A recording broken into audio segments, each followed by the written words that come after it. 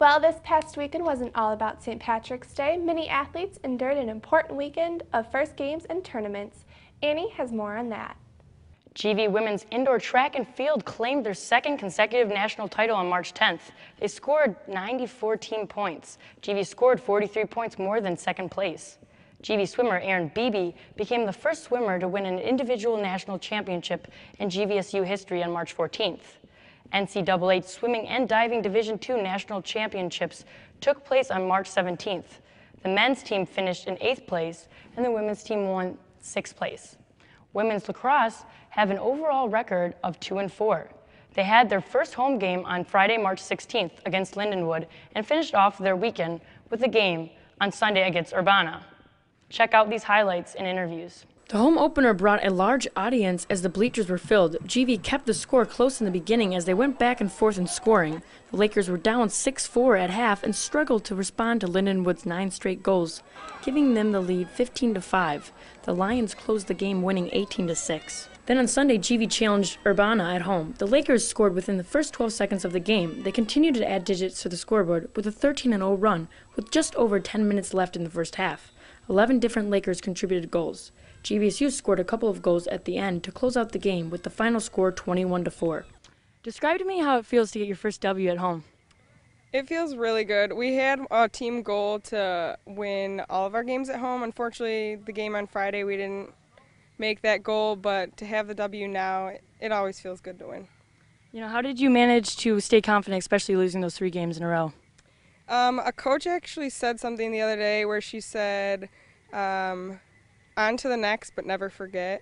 So every single game, like, you have to use, if you win or lose, to learn from your mistakes or to continue to get pumped up for the next, and I think today we brought it. So, how would you say that you guys communicated today?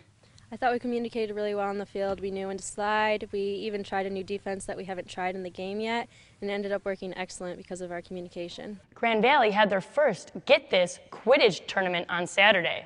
You know, what do you say, if someone asks, like, oh, you play Quidditch, like, what's that all about? And you kind of like, I don't know if they'd laugh or something, or how do you explain it? Well, a lot of people who know Harry Potter, like, seriously, how can I get involved? I get a lot of, like, how does that work? Like, with the snitch, that's like the number one question they ask, and, like, they seem very interested in, yeah, I love Quidditch. That's right, Annie. Grand Valley hosted the first annual Grindylow Cup. Teams from Ball State University, Central Michigan University, Indiana University South Bend, and Michigan State University participated in the tournament. Quidditch is based on the fictional sport from the Harry Potter books and films by J.K. Rowling.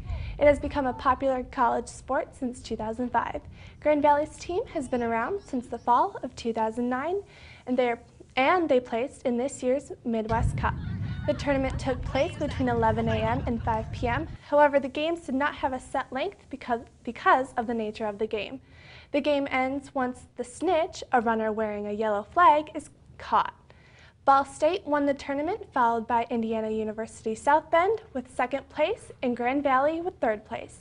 If you are interested in joining the Quidditch team, you can search the club on Stewie and email the officers for more information. Sounds like it went great, and luckily they had some great weather for the event.